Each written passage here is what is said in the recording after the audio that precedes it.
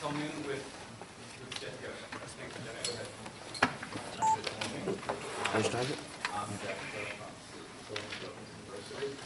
So I'm going to follow up on what Anurag has talked about. I'm going to take a very small subset, which is planar quaternions that deal with only planar kinematics. Can you get the microphone? Oh, okay, yeah.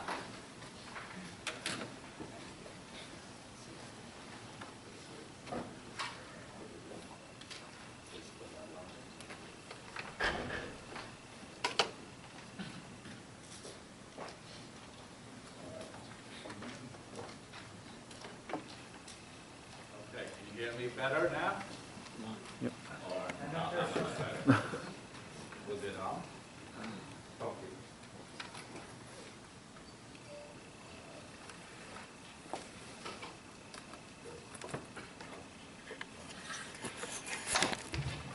All right, I can hear now. Hear your own voice is a little new experience for. Let me turn off my wireless thing. So otherwise it's pop up from time. Okay. Okay, so I'm going to follow up with what Anurag, methodology, planar kinematics, that people asking, what's the use of quaternions, and that's a question that often raised. So this is sort of one way to show the use of quaternions. And so here's a list of topics. Okay, I'm going to talk about a little bit intro to mechanism synthesis. So before I go on, let me just ask how this is obviously to graduate students. How many of you had 4-wire linkage synthesis, motion generation? Okay, 3, 4, 5 or more. Okay, so the focus of the talk is actually on that. So you may wonder, why do we revisit something that's already in the textbook? What's new? So that's what I want to talk. So then I'm going to talk about geometric constraints for planar mechanisms and the emphasis on unified representation, and this is based on planar quaternions, and that leads to a new approach to unified synthesis. Again, emphasis on 4-bar, and we try to do it with both revolute and prismatic joints, so simultaneously, and that's determined by the task, not by the choice of the designer. Okay, so that's the basic approach. It also shows that this quaternion approach also leads to a unified simulation method for different linkages. So you don't have to write a loop closure equation for each type of 4-bar slider crank and all that stuff. So same code will work for all cases. Then I'm going to show how that's going to extend. The same formulation can be extended to the synthesis of 6-bar with revolute and prismatic joints. Now, what's new? The perspective is, I think, is new. Okay, and I think it's important. So this is the first slide, and obviously this is a well-known quote, right? To a optimist, to the glass is half full, and to a pessimist, glass is half empty. So the question that I pose is, what about the design engineer? How do we look at this thing, right? So I will pose that for design engineer, the answer is the glass of the right size or shape. Okay, if you pick the right size and shape, it could be full as well for the same amount of liquid, right? So that's that's what synthesis is. You have a task, you have a goal, you try to find a solution that matches to the task. So again, this is an age-old problem, right? We have the task, emotional task, and we want to find a mechanism to carry out the task. And there's a big gap between the two, and how do you fill the gap? Okay. Now, so I actually looked at some of the old, books. In the early days, people don't have that concept of we do the type synthesis first, and then we do the dimensional synthesis. Along the way, someone come up with this idea saying we need to separate the task into two. We first do types, then we do dimensional, and that's what everybody's sort of thinking about the line. My view is this always a good idea to do things this way? Okay. So here is it possible to extract mechanism type and dimension directly from the given task? So our focus is on the task, not on the classification or type of mechanisms. Try to see how we can throw one of them to the task to see if it works. Okay. So my focus is on the task. We're going to analyze the task. It's more analysis than synthesis, really. We want to analyze the task, and from that, we want to draw a conclusion on what type of mechanism we should use and what dimension we should use. Okay. Sounds like it's an insurmountable task. So I pose a similar question to a friend of mine who has a PhD in geometry. So I said, for motion synthesis, for linkages, yeah, you can turn nothing off. So it's very much like if I give you a bunch of points, and we don't know whether this set of points defines a curve or a surface or a solid beforehand. I just give you a bunch of points. How do we know it defines a curve or a surface or a solid? And how do we find that out? Well, he said, well, that problem is so ill-posed, you can't find answer to that. But that's essentially what we do in mechanism synthesis. Okay, the curve, surface, or solids that deal with number synthesis, how many degrees of freedom the mechanism should have. Then you have type and all this stuff. So this is obviously a little ambitious task to take on, and that's why I take narrow it down to planar case. Begin with 4-bar first, so that it's manageable.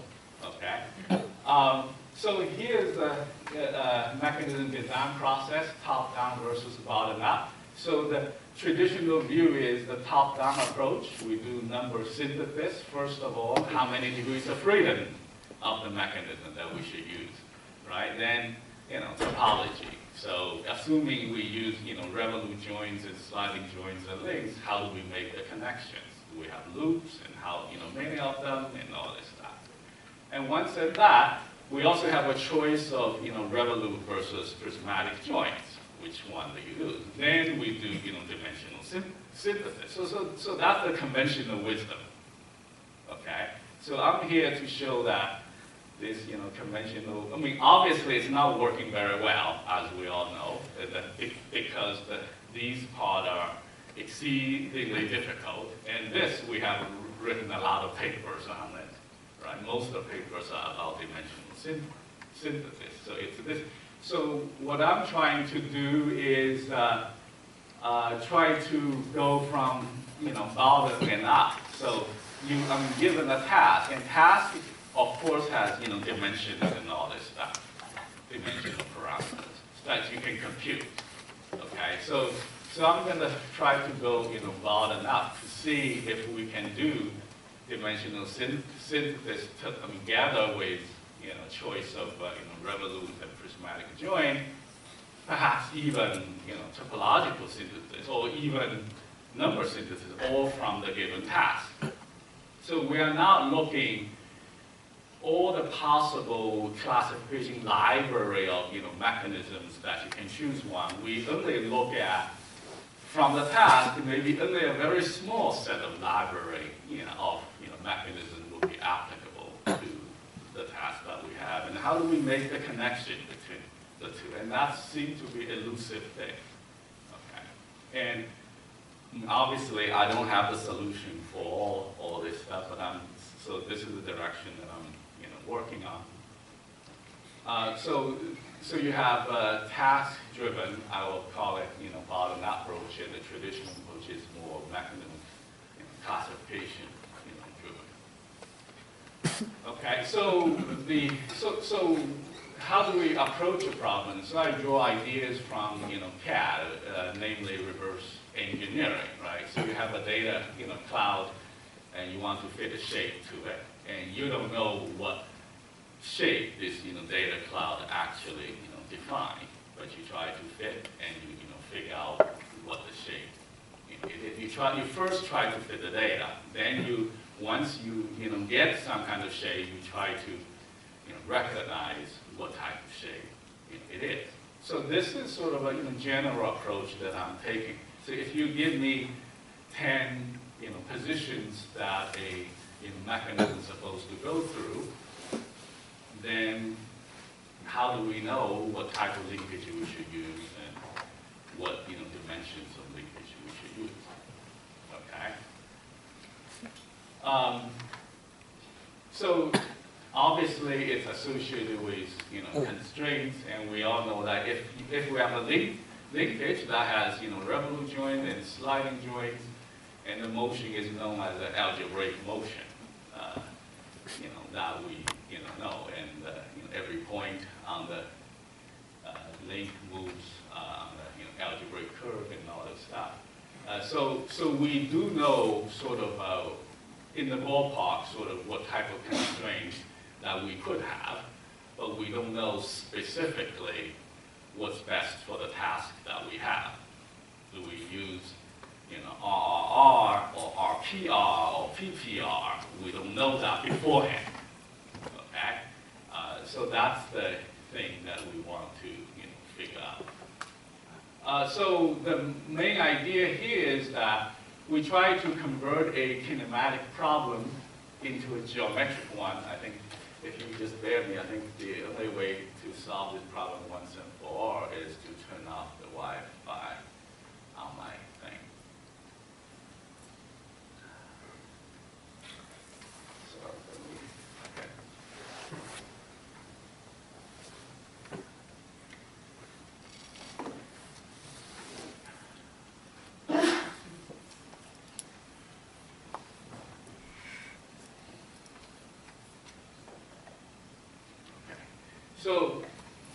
So how do we convert a kinematic problem into a geometric one? So we use kinematic mapping, which is closely associated with quaternions, planar quaternions, and here I only deal with planar problems.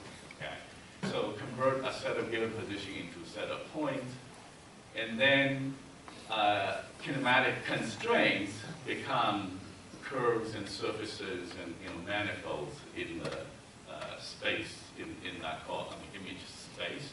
Then it becomes a data fitting problem. You want to find out what shape surface that can be used to.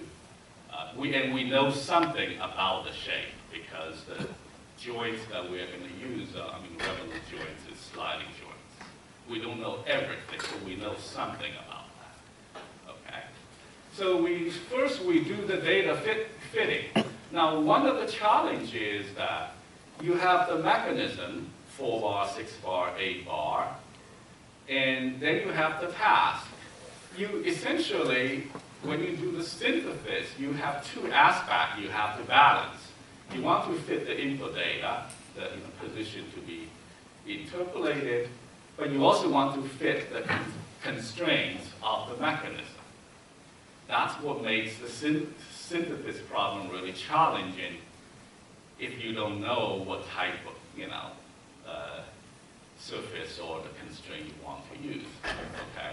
So here, what I'm trying to do is, can we just sort of have a formulation of the design equation that's not tied to a specific mechanism type, 4 bar or slider crank or Watts 6 bar and all that stuff. The design equation is general enough that I allow for the choice of revolute joint and sliding joint and all this stuff, but also has enough thing in it that capture the kinematic constraint of a linkage. Okay, but I don't. When I do data fitting initially, I don't impose the choice on the mechanism type. Okay, then I can first stage. I just figure out how to fit the input data. That's what I'm worried. I'm not going to worry about what type of linkage it is. Once I get a nice fit, then I'm going to figure out what type of linkage that would do. Okay, so very much like the feature extraction in reverse engineering. Okay, so that's the main idea. Now the mathematical tool that I'm going to use is called planar kinemapping, and it's a planar quaternion, and this Anurag has talked about in the early part of the talk. So here's the planar position. You have position of a point D1, D2, then the orientation phi, and you can define this set of 4 numbers, and they are components of the planar quaternions. Here, my emphasis is not on the algebra. How do you multiply 2 planar quaternions and other stuff? More emphasize on the geometry these parameters define. It's a projective space, and what kind of curves and surfaces that we can define, and what that means kinematic. Okay, so that's my emphasis. And these are the transformations that you have seen. Now, in planar kinematics, what are the basic geometric elements? Well, it's point and line. You can move a point, you can move a line. And in terms of constraints, can be imposed on points and lines as well. So these are the basic things. So obviously, we need transformation for point coordinates and for line coordinates. In here, they're defined in terms of planar quaternion components. Okay, all right. So this is a line, moving line converted to the fixed coordinate frame. A point on the moving body converted to the fixed coordinate frame. And if you look at them, they are very, very similar. What's nice about this is that they're almost the same. They are very similar terms. Okay, so this will provide a basis for unified formulation between point constraints and line constraints, because representations are basically the same. Okay, geometric constraints of Dyad for planar linkages. Of course, what type of constraint that we have? Well, the simplest one is motion for which a point stays on a circle, right? So that corresponds to an RR Dyad. That's a well-known thing. And then you have motion for which a point stays on a line, and that's a PR Dyad. Okay. Then you have line constraint. You have motion for which a line is tangent to a circle. If the radius circle is equal to 0, then it becomes a line that pass through a fixed point.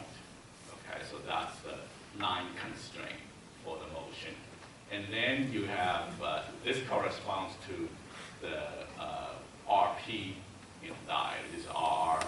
And then, of course, the PP, okay? A motion for which a line makes the fixed angle with another line. So these are the basic building blocks of planar linkages, okay? So here, the first thing is, can we get a unified representation for all these cases? So our design equation is not based on this and that, and then we have 4 different cases of design equation. I want to get one single design equation that can contain all these cases. And in the end, which case we should use, that should be determined by the input data, the position, not by the choice of the design. Okay? So that's basically is the idea. So it's a data-driven representation, not equation-driven, because we try to use a general equation. So it's really data defines what the shape it should be within the class of shape allowed by the same equation. Okay. So let's say we have 3 points. We all know that 3 points determines a circle uniquely, but sometimes 3 points can be aligned too if they are perfectly aligned. Okay. But if I give you 3 points, I don't tell you whether they are aligned or not. You would know whether it's aligned. I mean, you have to do the data fitting first. And once you fit the data, you will know whether it's a circle or a line. Okay? So let's say you have, you want to synthesize a 4-bar, and you have, 7 positions, let's say. I mean, obviously, in general, you cannot fit, 7 positions with a 4-bar. But what if the 7th position happen to be generated by the same 4-bar linkage? Then you could find that 4-bar linkage. But the trick is I don't tell you beforehand. How would you know, right? So it's a data-driven thing. Okay, what about slider cranking? I mean, this is sort of a simple example that illustrates. So how do we formulate the representation for circle and lines that allows the let data play a role in the decision-making process, not, just we human take over, okay? Then if you extend this a little bit more, what about conics, right? That's the, second order curve, right? So we know that 5 points determines a conic curve, and this is the general equation. And here A, B, C, D, E, F are the shape parameters. Depends on what combinations of these are, you get different shape. Can be a circle, can be ellipse, can be hyperbola, parabola, and all of stuff. Okay? So if I use this equation to fit points, I don't need to know whether the input data defines a circle or not. I just fit this, and I get the curve, and once I get the coefficients, I can analyze the coefficient, and from that, I can learn, yeah, this is actually defines a ellipse or hyperbola. I don't have to try an ellipse first, see if it works, or hyperbola first. I mean, that's what we do for linkage synthesis, okay? So I want to get away from, that. Okay, so if the data fits this, condition, then it's a circle. And there are, of course, other conditions for other types. And the other one that I want to look into is that, what if I have 4 points instead of 5? Because we have 3 position synthesis, 4 position, and all of that. We have less than. So how do we handle them in a unified way? Because right now, if you look at the textbook, 3 position synthesis seems to be very easy. You have the freedom to choose moving pivots and fixed pivots. 4 is harder because you have less choice that you can choose, right? And 5 is even harder. You have no choice, while you have finite, a handful of choice if you are lucky. But that's sort of a contrary to the general design process. General design process, the more information you have, typically it's easier to solve the problem, assuming the information that you have is not contradictory to each other, of course, right? Okay. So how do we come up with the same formulation that can handle all of them, 3, 4, 5, or more, okay, in position synthesis? So that's another goal that I want to achieve. So if you look at this, what if you have 4 points and you want to fit a ellipse? Well, that defines a pencil of conics that go through it. Because not just one, there are many choices. In fact, you can use the 5th point as the additional shape control. Depends on where you put the 5th point, you can get different shapes of conics that can go through them. Okay, so that gives you additional control. So it's it's actually, you know, and we have mathematical tool to handle that, you know, whether it's 3 or 4 or 5 for, you know, data fitting, okay? So, and this unifies the representation for line, circle, and conic sections, okay? And we could do, in this case of 3, you know, points, and we have 2 additional points you can use as a shape control parameters, okay? This also defines a, you know, bigger family of, you know, conics if you only have 3 points, okay? So, but we use the same equation to represent all those cases, okay? So and it's data driven. We let the data decide what we want to do. What about more than 5, you know, points? Now, if you are lucky, here we have a case of 6 points, and they happen to be on the same conic, then you can get that, right? In general, you wouldn't be able to do that, okay? You wouldn't be able to find a curve that fit it. You may be able to find 2 concentric conics, let's say, so that all these points are, you know, between them. That's possible. And that tells us that you cannot really fit all these points with a single curve of the second order. You have to go to an area to, you know, fit, which is 1 more dimension. It's a 2, you know, dimensional area. And I want to apply this thinking to mechanism synthesis. If you give me a bunch of, let's say, 30 positions, you know, you may have to use a 2 degrees of freedom system to fit that, or even 3. How do we know that? Well, you have to analyze the equal positions. Okay? So let data, you know, drive the whole process. Try to leave human inside out. So that's the idea. Okay, so how do we handle, I mean, this just boils down of solving a system of linear equations. Okay, so you have, it's not so, you know, hard. You have a case of the number of unknowns is the same as equations. Of course, you have a unique solution. You could have more unknowns than equations. Okay, then you could have more equations than you could have the you know, opposite. So here you will find a null space. You have multiple solutions, many solutions. You can use SVD, single value decomposition method to solve it, or you can do least square solution when you have more equations than, you know, unknowns that you have a process solution. And in this case, SVD algorithm also works. So SVD algorithm works for all cases. And that's the basis for me to use, you know, mechanism synthesis. It's the same algorithm. It's a very simple algorithm, and that works for all cases. Okay? So just for those of you who are not familiar with SVD, it's a technique for handling matrices, sets of equations that do not have an inverse. Well, you could have an inverse that works too, but particularly you don't have an inverse. This includes matrices whose determinant is 0 in all rectangular matrices. Okay, it can be also used to use you know, least square solutions, compute rank, range, and all this stuff.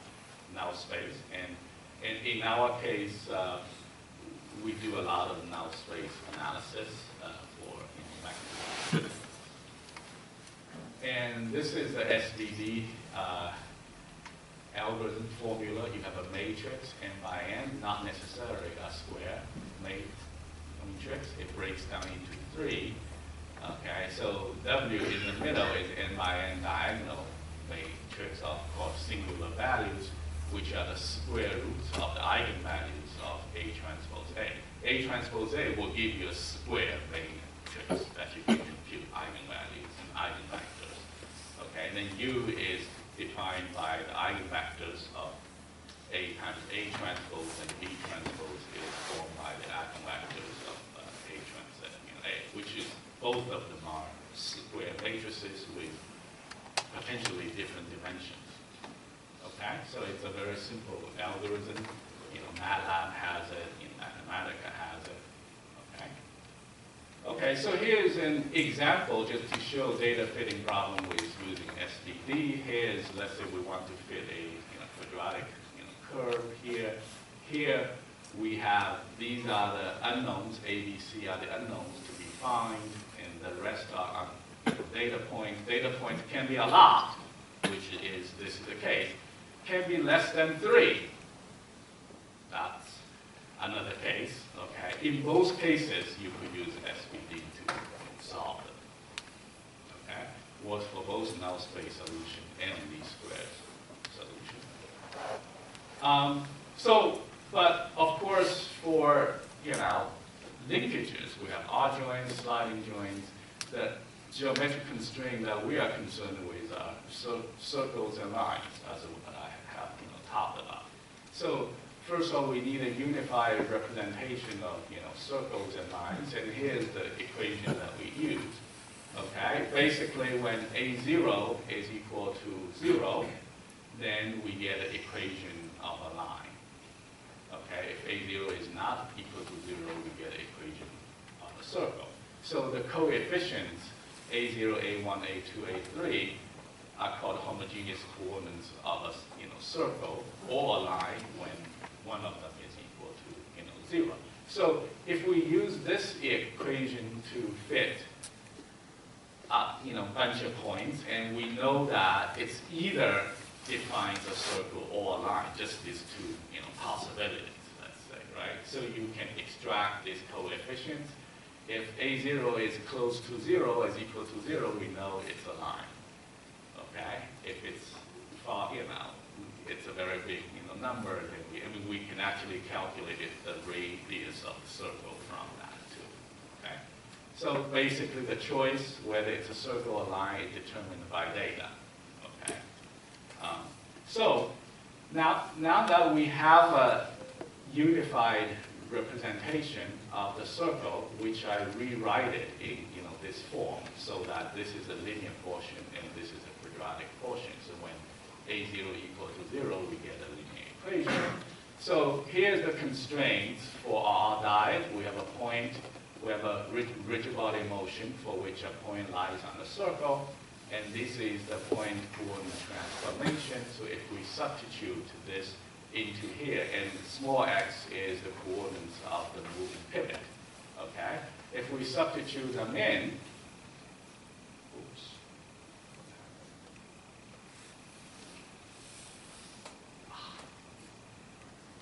okay, so if we substitute them in, what happened?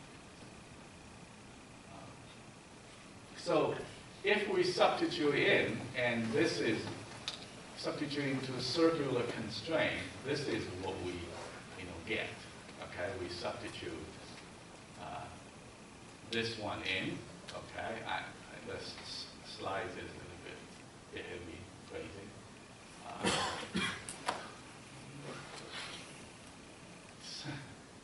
First time that I experienced this.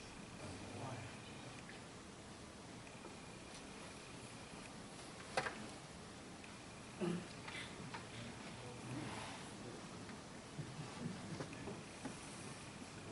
Odd.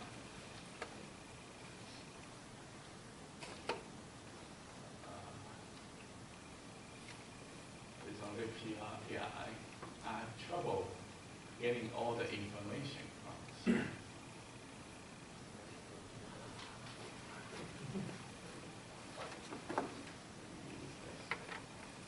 Okay, so let's just do the best that we can. There's supposed to be equation Out of there. presentation mode. What? If you take it out of presentation mode, maybe it'll also be more. Okay, yeah, that's a great idea. Let me take out of the presentation mode. Yeah, okay, that's certainly. Okay.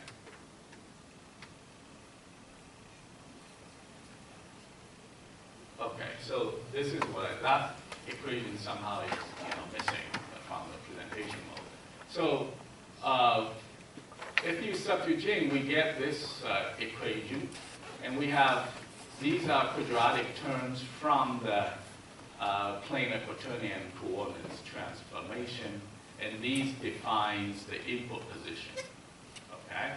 Then P1 to P8 are the shape parameters for this quadratic surface. Okay? And these shape parameters are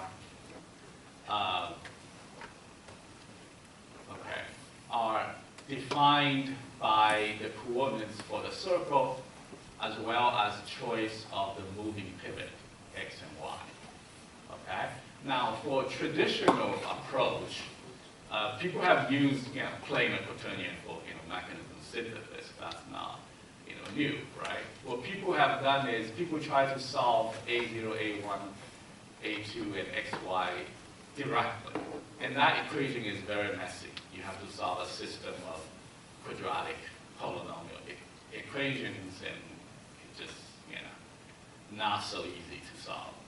What I did is I grouped them to get linear coefficients and use linear algorithm to solve. They become almost trivial.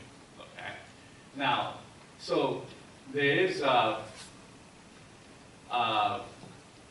all this, because I have 8 coefficient P1 to P8, and I know that for planar problem you may have 5 independent parameters, right? You have the circular constraint has 3, then you have the choice of the moving pivot, which is 2, so you have 5. And obviously this 8 number P1 to P8 are not independent. I can eliminate 1 because they are homogeneous coordinates, so I have 7. So I need 2 additional constraints among them, okay? And this is the constraint that I have. It's a quadratic constraint. Now you may say, well, why doing this? Well, doing this, when I do data fitting, I don't use this constraint. I only use these equations, which is a linear problem. Okay? After I fit the data, then I impose these constraints. So these constraints are actually associated with revolute joints and sliding joints. Not 100%, but largely dominated by that choice. Okay? So conceivably, if you have other joints, you could have other type of constraints, but we haven't got into that. So for the RR diet, with this constraint, then we know that the surface that we get is actually a hyperboloid of one sheet.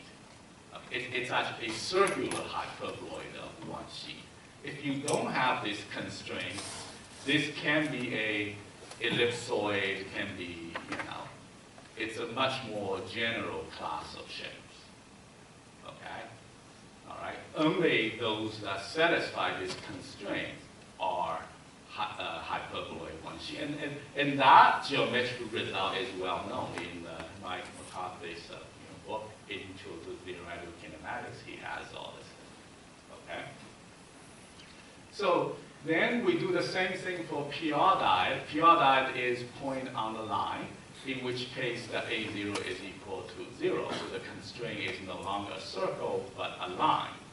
In this case, if you substitute A0 equal to 0, we immediately see that the first 3 coordinates are equal to 0.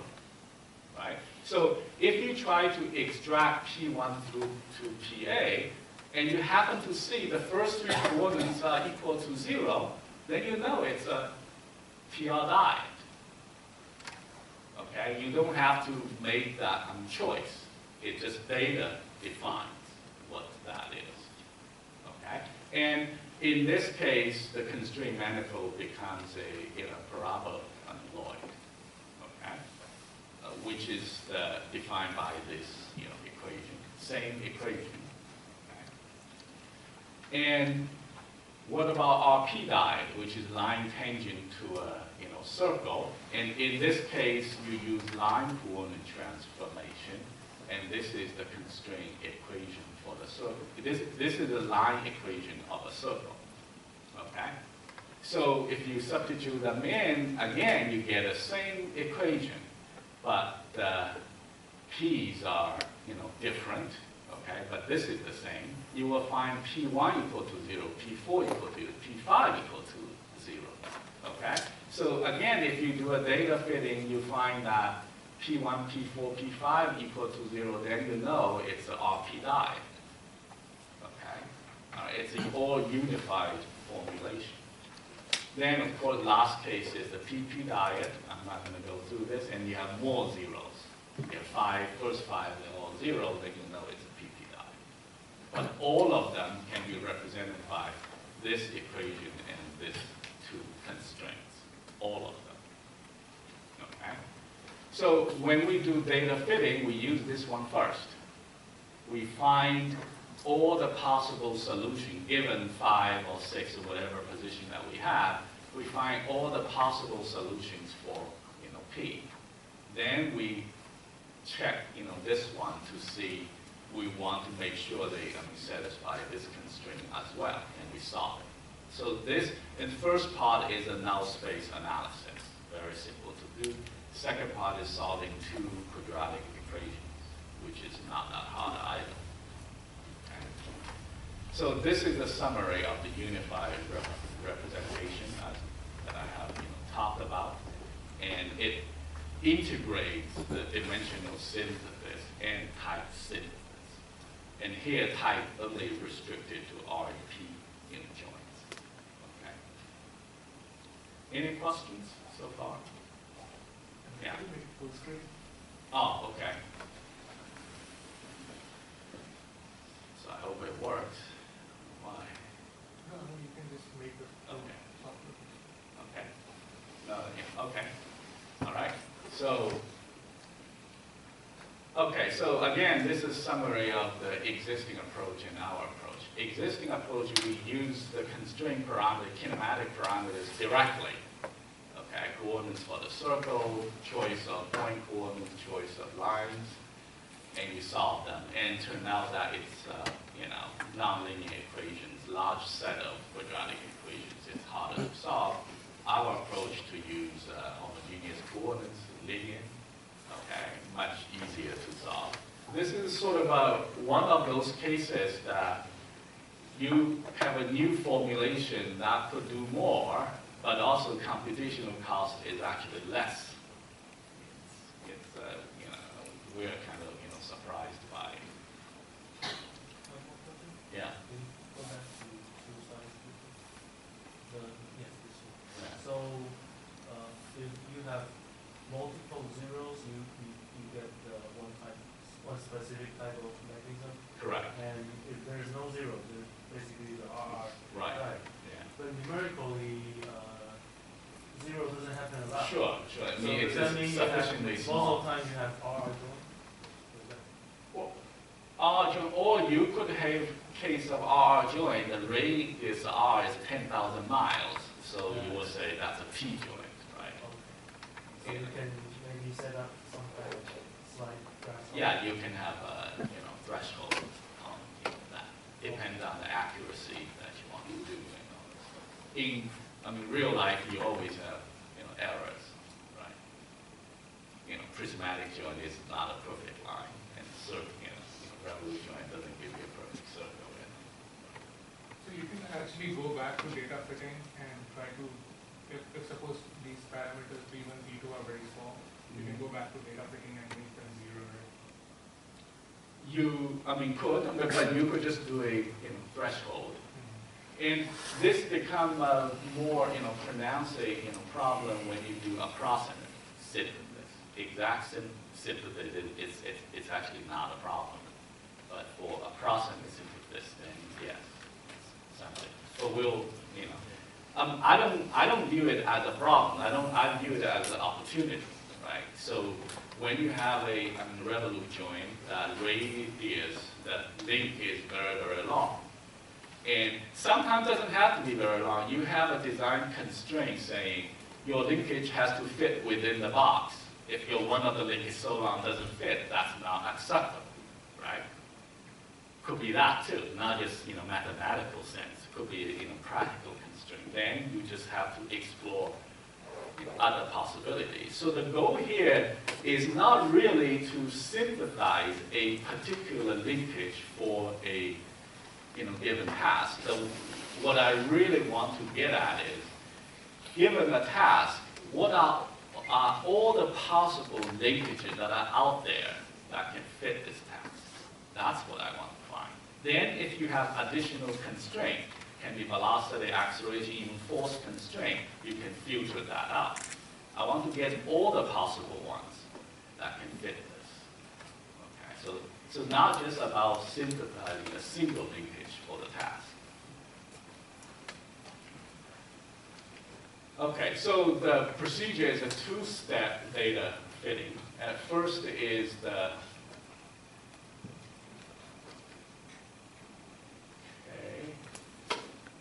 again, I sort of have difficulty with this. I don't know why. So first you just fit this one. Okay?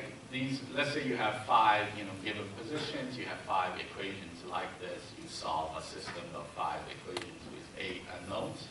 That's you use SVD.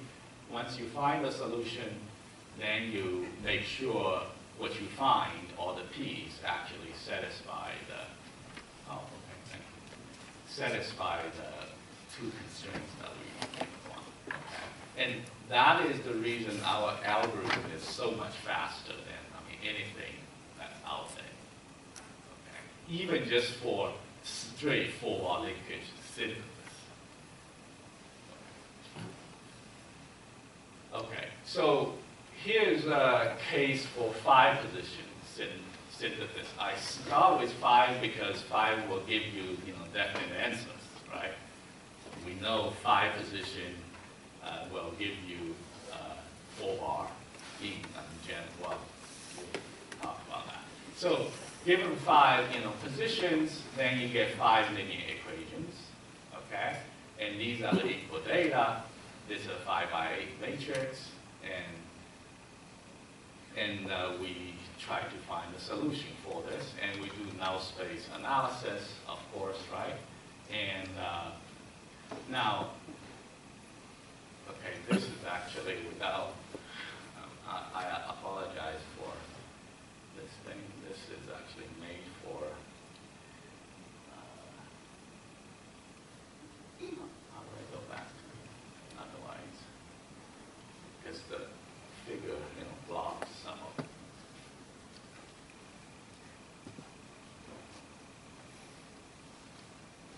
Okay, so this is the next, so it's a null space analysis. So the solution space to this is a null space. For 5 position, the null space is 3 dimensional. It's 8 minus 5. Okay, using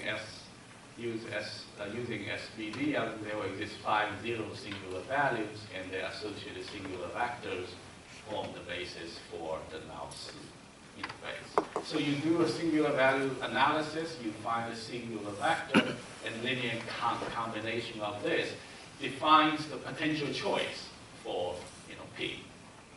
Okay, but we still need to worry about that P has to satisfy the 2 quadratic equations. But these P's are determined by input data only, 5 positions. Has very little to do with linkages. Okay, just input data. Okay, and so when alpha, beta, gamma varies, you get a pencil of manifolds. Okay, depending on the choice, and we would need to find those that satisfy the 2 quadratic equations. Okay. Now, the general solution, okay, is a linear combination of the 3. Okay, but we also have this constraint that we have to satisfy. Okay, so if you substitute, these are all known, right, from the eigenvalue analysis. So alpha, beta, gamma are unknown. So if you substitute this into here, you get 2 quadratic equations with 2 unknowns, essentially. It's alpha, beta, gamma are homogeneous. So you solve 2 quadratic equations with 2 unknowns, which actually give you an analytical solution. Right? And this is how you do it, so I'm not going to go over it. Solutions of quadratic equations. So these are the, in terms of alpha, beta, gamma. Okay, so each equation, each quadratic equation defines a curve in alpha, beta, gamma, in alpha over beta, gamma, beta over gamma plane. Okay, so each one defines a quadratic curve, and here they are. They intersect at most 4 points. It could be 2, could be none, right? So this is the case. So you could have 2, or you could none. And these are the constraint manifold in the image space. Okay. So this is what I have talked about. Okay, and here's an example that. Okay, here's an example. 5 positions. So these are the given 5 positions, and you convert them into planar quaternions and all that. Then you do SVD. These are the eigenvalues. First 3 are equal to 0. And you find the eigenvectors associated with 0 eigenvalues, and these give you the eigenvectors, the alpha and the beta. And then you substitute these into the 2 quadratic constraints that P has to satisfy. You find the solution. Okay? And then you substitute them back, you get 4 solutions. You will find that this one has 1 0, but it's odd. But here you have one that's very close to 0, very small number. And this is normalized, so the length of the vector is equal to 1, T1 to T8. Okay? Otherwise, you can't compare them. So this is normalized. So this will tells you that we have 4 solutions. 3 of them are Dyad. 1 of them is a PR Dyad. And you can combine them to get 4 bar, to get slider crank, and all that, 6 choices that you have. Now, what's interesting is that, what if I could change one of them so that you may not even have a solution, right? It's called quadratic. The quartic equation may not have, solution. What does that mean? We always, in the textbook, we always tell you 5, position, we can get a 4 bar. We don't always get a 4 bar. 5 position, in this case, if I tweak the number a little bit, I may not be able to find any Dyad. That means the only mechanism with R joint, T joint that can interpolate with 5 position will be a 6 bar. Now, and this is determined by the data, not by our choice. So that just shows you that the paradigm of doing type synthesis first and dimensional synthesis has a big hole in it. It doesn't work always. It works most of the time. It doesn't always work. There are cases you have to do them simultaneously. You cannot separate them. So, and from that you can calculate the circles and lines associated with R Dyad and RP Dyad, and this is easy to do. What about 4 position synthesis, right? We have 4 equations instead of 5. Then, of course, the null space is of dimension 4. A minus 4 is 4.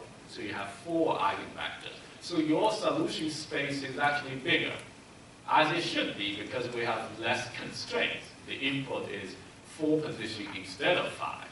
So the choice for linkage that we have should be more. And this one perfectly captures that. Okay. And the algorithm is the same. It's still a SVD composition. So you have P now has 4 basis vectors, and you can substitute this back to the 2 quadratic constraints and solve them. In this case, your solution will be a one-dimensional curve, not a bunch of points anymore, because you have more choices that you have. So then, as a designer, you want to have choice, more choice is a good thing, right? So you can impose, this is what I have talked about. So I'm not going to go into the detailed calculation. In this case, the two equations associated with the two quadratic constraints become a surface.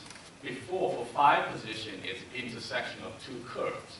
Now it's intersection of two surfaces, which will give you a curve, right? So what if I want to pick the one that I want? How do I get one linkage or a handful? So one way to do it is you can intersect with a plane, right? Then depending on how you slice the plane, in the plane you will get two curves, quadratic curves once again, which intersect at 4 points or 2 points or none. So if we have a way of defining the plane that's geometrically intuitive, and that will help us to synthesize it, okay? And actually you can.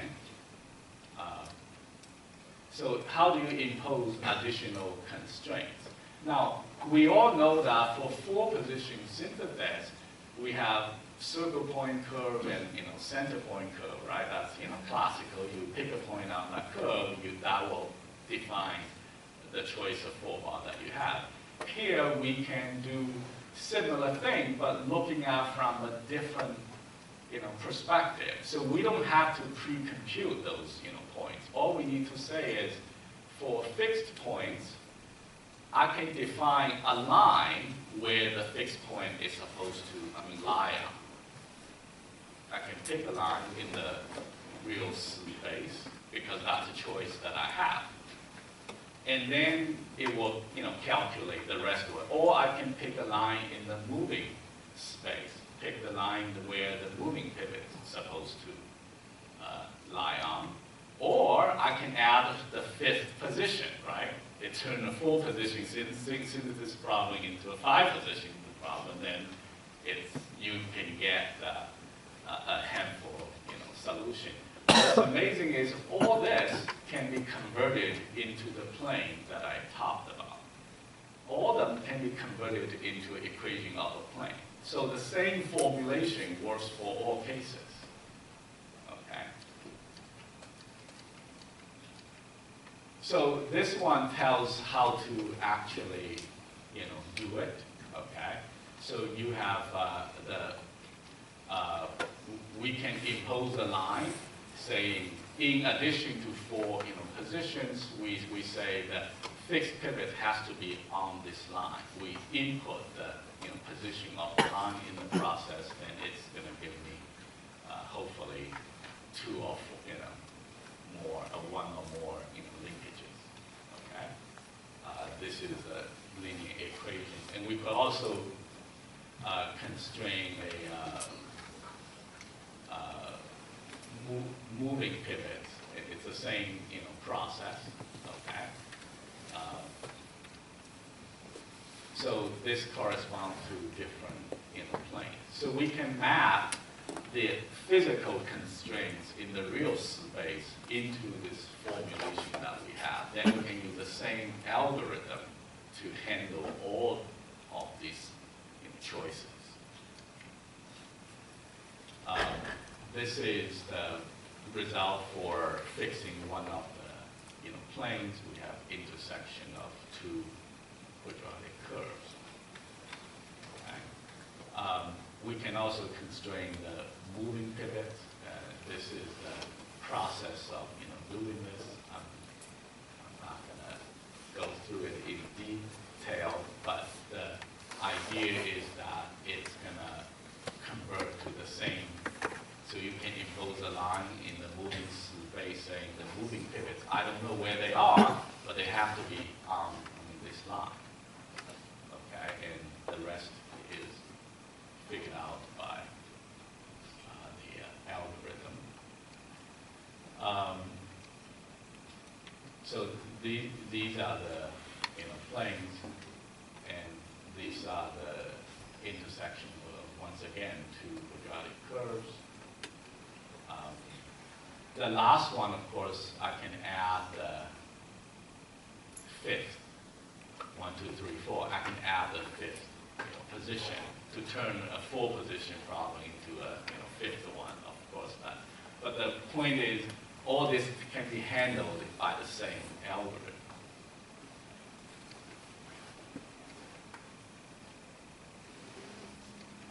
This just shows how to actually do it. In the end, they all get an equation of the plane in the alpha, beta, gamma, mu space, linear equation, so that computational cost remains the same. So we always have finding solutions of two quadratic equations. These are examples. This is an example of 4 position synthesis. These are the 4 positions, and these are the eigenvalues or singular values, and these are the singular vectors. And these are the 2 quadratic equations that comes from the original. This is the additional linear equation that we impose, okay? And you can solve them, and these are we happen to find 2 dyads in this case, so we get a 4-bar. Okay, so with that, we're going to take a brief break, and we'll move on. So we have about 20 minutes until lunch. Is that right? It's 11:35. 20 minutes until lunch? Yeah. In that case, if you don't mind, I'll just move on. Okay, yeah. So I'm going to move a little bit quickly. For 3 position synthesis, you get 3 equations. In this case, the null space is 5-dimensional, and same idea that you could do, and the quadratic equation you could do. Then in this case, of course, you have more choices. You can pick not only one line, you can pick actually fixed pivot, both coordinates, right? Or the moving, pivots, and we all know about that. Or we could do a combination of them. We could even pick one line in the moving space and one line in the fixed space. That option wasn't available before, but now with this formulation, you could do that. If you pick both lines in the moving space, they intersect at one point, which is your choice. Okay? Or you can impose additional positions. So I'm going to go really quick. What about you have more than 5, right? 6, 10, and all those stuff. The formulation is the same. We're still solving a system of linear equations. In this case, we want to find least square solution. And SVD doesn't make any difference. Okay? Same algorithm. In this case, you're not going to get 0 eigenvalue in most cases. You want to pick the smallest singular values instead of 0, because you typically don't get 0 because you have errors. Okay? So, and how small is acceptable? Well, that's the choice that you have. Okay? And this actually measures how good the approximation error is, this singular values. So here's an example of 10 positions, and we do, now this 10 happens to be generated from the same 4 bars, so we know it's good. Okay, so we know the singular eigenvalues are good, so you could do it. And this is RRRR. So these are 10 generated by RRRR, and going through the process, we will find RRR. Okay. The one more slide I want to talk about, because we have a unified representation for all type of dyads, and the motion of the linkage is defined by the intersections of the constraint manifolds. So we can just compute intersection of 2 general constraint manifolds, and now because that quadratic constraint is the same for everybody. And then we have one algorithm, we can handle simulation of 4-bar slider crank, inverted slider crank, you name it. We don't have to write one set of code for each one of them, and that's also an advantage. Okay, the need for 6-bar, and this is what I mentioned. If you give 5 positions, there may not be a 4-bar available for you to go through them. In this case, you have to go to 6-bar. Now, once you move into 6-bar, you have many possibilities, right? Because you have more design parameters that you can play with, and all this that opens up more design choices. So now the question: more choice is a good thing if you know how to use them. Otherwise, you don't know what to do, right? Okay. So, in our approach, actually provide you with the insight to use those choices. So, I'm not gonna go. This is 5 positions. This is classical thing. What I want to talk about. I'm running out of time to jump. So basically, if I have a bunch of the whole point of 5-position synthesis that you want to find a moving pivot so that all 5 points will be on the circle, right? That's the Burmester thing. And in this case, obviously, you are not able to do that. There is no circle that all 5 points that would lie on. But you could fit them with a circular ring as tight as possible, or as you could certainly fit. And this circular ring corresponds to a 3 degrees of it. Can be an RRR diode, it can be an RPR diode, and all this stuff. Okay, so this actually leads naturally to procedures for 6-bar synthesis. So here's how we look at. Now, for 6-bar, we also know from the textbook, it's Watts and Stevenson's. Watts has 2 inversions. Stevenson's have 3 inversions. There are 5 types.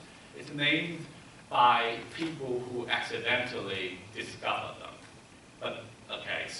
But here we actually discovered a way of classifying 6-bars from a synthesis perspective. Okay, not in terms of. So if we have a 5 position, first thing we want to find is, can we find a diode or not? Right? If we can find a pair of diodes, we can get a 4-bar. Or if you find a pair of diode, you like one of them, the other one, the radius is so big, it wouldn't fit the box you want to contain. You cannot take it. So one of them is okay, the other one is not. Then your only choice will be going to 6-bar, right? So then going to 6-bar, that means I need to put a triad instead of a diode, because there is none. So once you go to triad, you have a 5-bar. This way, then you obviously have to make connection to reduce the degrees of freedom from 2 to 1. And okay, so that's one way of doing it. So you could get a 6-bar from 5-bar, or you could get a 6-bar from a 3 degrees of freedom 6R, and then impose additional constraint to reduce the number of degrees of freedom from 3 to 1. This is from 2 to 1. So you can classify 6-bar from this perspective. And the choice, you know the choice, you know the data. You know if this thing is from a 5-bar or not. You analyze it, you know that. Okay, so it's not a blind choice. Okay. So this is basically what I talk about. From a 4-bar, you could generate Watts 2 and Stevenson 3, B, and all that. So the classification is not based on the name, but based on how the coupler link is actually constrained. Okay? And then from this, you will get kind of Stevenson 2X, Stevenson 1, and type C, Stevenson 2B, and all, that.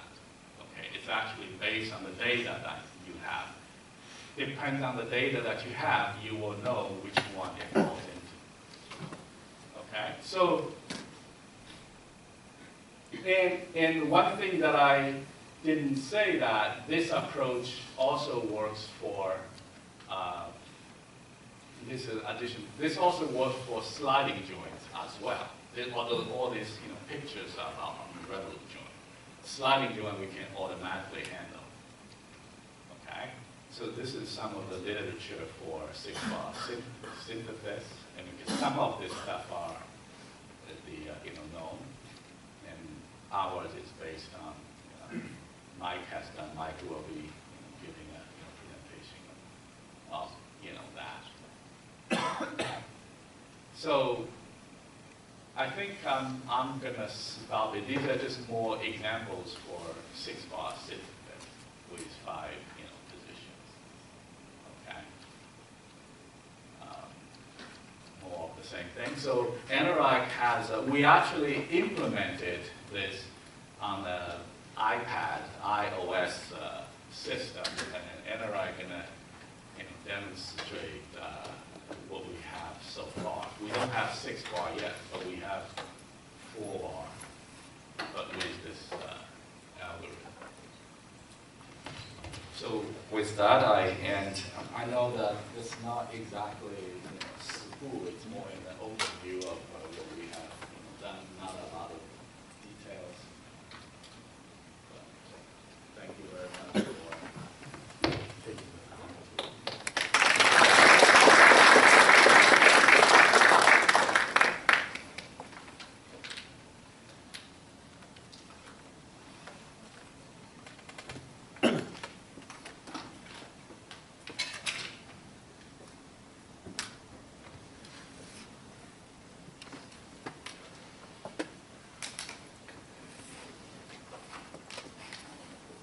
While he's setting up, I just want to add that right now we also work on, let's say, for multi-degree freedom robotic system. So how do you design for fitting workspace and all this stuff, right? So you have workspace requirements, and sort of one simple idea is that you just fill the workspace with sample positions. 10 by 10, 100 by 100, whatever the thing is. Then you throw this in, it's going to synthesize and figure out how many degrees of freedom you are supposed to use and what type you are supposed to have. And combination. One of the most challenging parts for doing type synthesis for multi-degree freedom robotic systems, parallel, not a serial chain, is we have a combination of the revolute joint and sliding joint. How to mix them, that's very hard. How do you choose them? But our way can handle it very easily. All right, so we have about 15-20 minutes, and what we want to do now is, first thing I will do is I'm going to demonstrate this app. 10 minutes? Okay, I give 10 minutes, that's a lot of time. To show you the app, and then there's a software that I have uploaded on the website, so you can download that, and if we have time, I'll show you the software as well. So this app is basically an implementation of the algorithms that Jessica talked about. Okay, on the left-hand side, you have a bunch of icons that are synthesis related. On the right-hand side, you can see simulation-related icons. And simulation part is easy. Basically, you have to put the constraints together. So our methodology for simulating mechanism 4-bar linkages of revolute and prismatic joint is not based on connecting links after links. There's an app from Autodesk called Force Effect Motion that does exactly that. So, but the app is just limited to doing simulation, where you can put the linkages together. You can look at the pattern, the cover points, look at the motion, and that's all it does actually. So what we do is, when we want to put the linkages together, we pick the constraint. So if you want to pick, let's say, a certain constraint, you just select that icon for the circuit constraint. You draw that line. You want to have another circuit constraint, you draw that, and then the two are already connected. You can specify where your coupler point is, and as soon as you do that, you see what the coupler path is for that. And you can hit the play button, and it will simulate. It will show you what the motion looks like. If you're not happy with this linkage, you can interactively drag any part of it, and you'll see the coupler curve changing in real time. On the bottom, you will also see what kind of linkage it is, non-crash off, crash off. Sometimes you'll have the circuits, sometimes you'll have the branches. If you have two circuits, you can jump from one circuit to another by using this mirroring icon. You can also change the driver, which one is going to be your actuating diode, and that can change how your branches look like on the circuit. So this is the simulation part where you can pick two circuit constraints. You can pick a circuit constraint, you can pick a PR diode, you can specify where the moving pivot is, and you can again do the simulation, see what the coupler curve looks like. You can also pick the RP diodes, you can pick another RR diode, you can specify where the coupler point is, hit the play button and see how it looks like. And this stuff is of course nothing new. People have done simulation in the past. It's on the left hand side where you see the implementation of our algorithm. So we can, if you want to do a 5-position synthesis, you can just hit the moving frame icon and you can start to position them. And you can see that they all have orientation where x-axis is aligned horizontally. But if I want to change the orientation, I can change that. And as soon as I'm doing that, once I include the 5 position, it begins to compute if there are any possible linkages or not. In this case, there's no solution. You see that on the top and the bottom left side, but there are no solutions found for this. So if you change, let's say, the position or the orientation, you will see it will recompute, it will try to find if there are solutions. In this case, it says that there's one solution for a crash-off linkage. It may have a circuit defect, it may have a branch defect also, or the order defects. Those things are not rectified. You just see the possible solutions. Then you can hit the play button and see that it takes you through the given position. So you can see in this case we have 1, 2, 3 positions which are on one circuit, the other 2 are on another circuit, but they're all reachable by the system. It may not be very useful because you do want all the 5 positions to be traversed by the same linkage system. So you can hit this button, you can see different, it will basically create 5 arbitrary positions and try to give you the linkage system. There will be cases when you may have more than 2 diodes. So in this particular case, it found actually 4 diodes. Each of them are RR type. And again, somebody asked that question about the threshold. If you see that one of the diodes is huge, in that case, we're going to provide a way for the user to interactively lower the threshold to turn an RR diode into an RP or a PR diode. So once you have 4, you can select any 2 diodes from those, and again hit the play button and see if it goes through all 5. And in this case, it's a non-rational linkage which has only one circuit, so it does go through all the 5 positions. Or you could pick other possibilities for the diode and see how the linkage performs with that. So we can do 5-position synthesis. It will generate the possible diodes. We can also do more than 5-position synthesis, in which case the solution is going to be approximate unless those solutions happen to lie on the motion of a given 4-bar linkage. We can do 4-position synthesis. So for 4 positions, we have to enter 4 positions.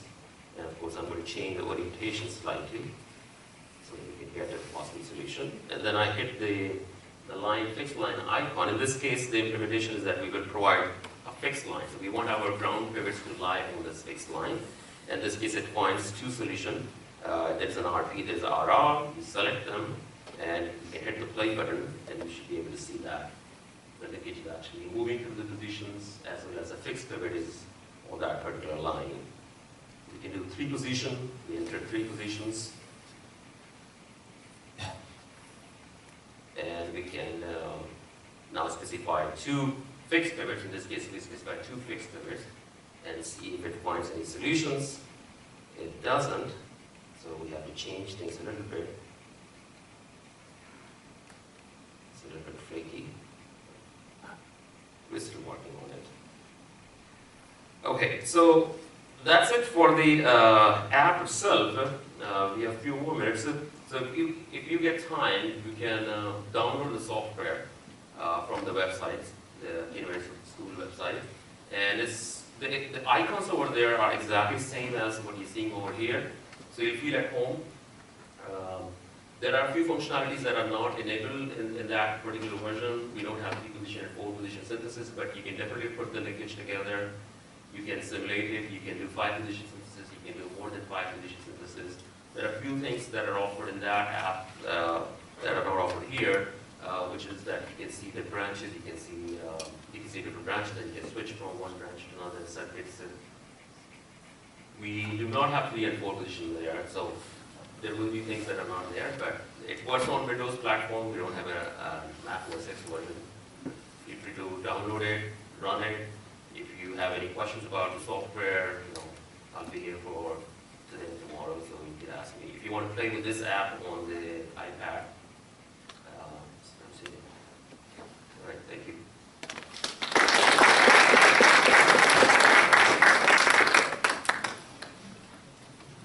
Okay, just a reminder, we're going to break for lunch here in a minute. Don't leave any belongings in here because there will be a new group coming in for a different class.